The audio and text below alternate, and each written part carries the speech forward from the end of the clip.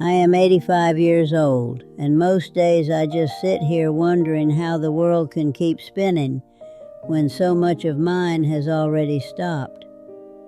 People tell you that when you reach this age, you'll find a kind of peace, a quiet acceptance of the way things went. But that's not entirely true. I've realized that some wounds don't heal.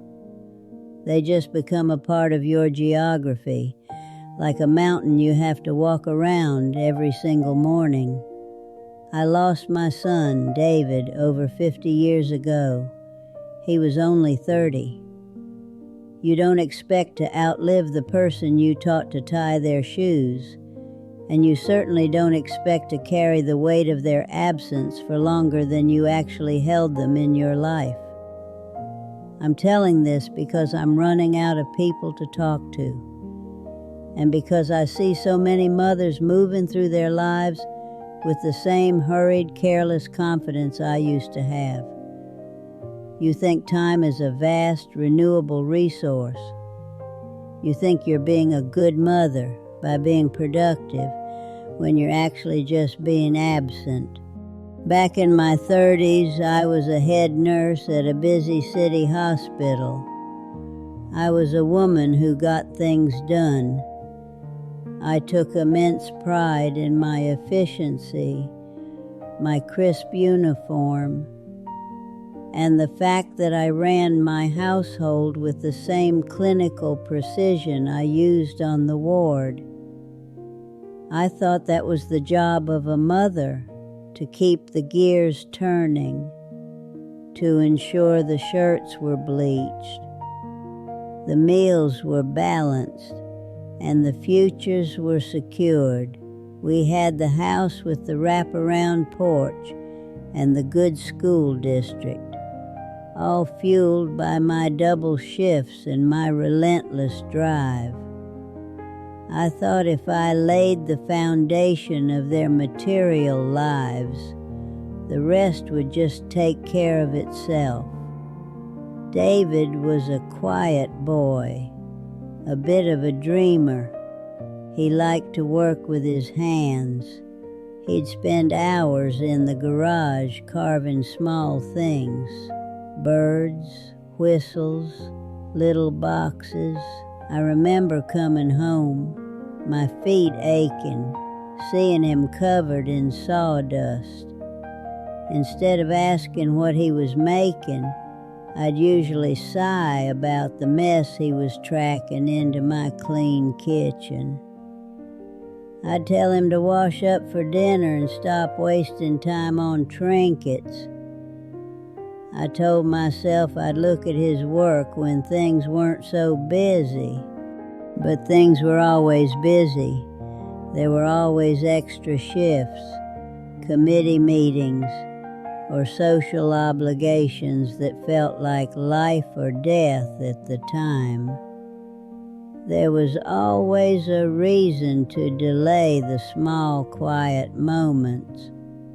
I missed his championship baseball game because I had promised to cover for another nurse. I missed his high school graduation party because I was coordinating a hospital fundraiser. I thought I was being a martyr for my family. The cost of those choices didn't show up like a sudden trauma. It was more like erosion. Every time I chose the hospital over the garage, a little more of our connection washed away. David stopped asking me to look at his carvings. By the time he was in his late 20s, we were polite strangers. We'd talk about his job or the weather, but never about who he was, because I had never taken the time to learn the language of his inner life. I assumed there would be more time for that later, after he settled down, after I retired. Then he was 30. He was driving home late from a job site on a rainy Tuesday night. A patch of black ice, a sharp turn, and just like that, the more time I had been banking on vanished into a police officer's knock at my front door. It's a strange thing, losing a child at 30. He was a man, yet in my mind he was still the boy in the garage. The grief didn't just take his future. It froze our past in a state of incompletion. At the funeral, I stood there listening to strangers describe his kindness and his talent.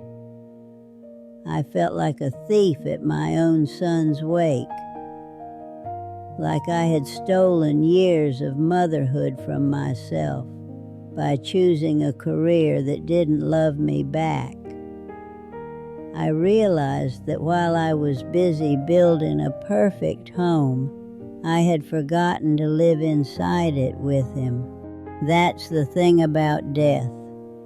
It brings a clarity that is utterly devastating. You realize that your important work was just noise. Nobody at my funeral's gonna talk about how clean my floors were, or how many shifts I covered at the hospital. But they might have talked about the mother who sat on a stool in a dusty garage and just watched her son carve a bird. If only that mother had existed. I've lived 55 years since that accident. 55 years of looking at a small wooden whistle he made when he was 12. It's sitting on my mantle. I pick it up and I can almost smell the sawdust. I can almost see the way he looked at me, waiting for me to just sit down and stay a while. I don't want your pity. I'm an old woman who made her choices. But I want you to know that you are currently making the same choices. Every time you stay an extra hour at work to prove your value, you are choosing. Every time you tell your child not now because you're busy with chores that won't matter in a week, you are choosing. You think you're just delaying a moment, but moments are all we have. You can't save them up. They expire at midnight every single day. I wish I had been less productive and more present. I wish I had realized that the heart of a home isn't held together by how well it's run, but by the attention you pay to the souls inside it. The silence in this house has been my companion for a long time. If you have a child who still wants your time, please go to them. Don't wait for the house to be clean.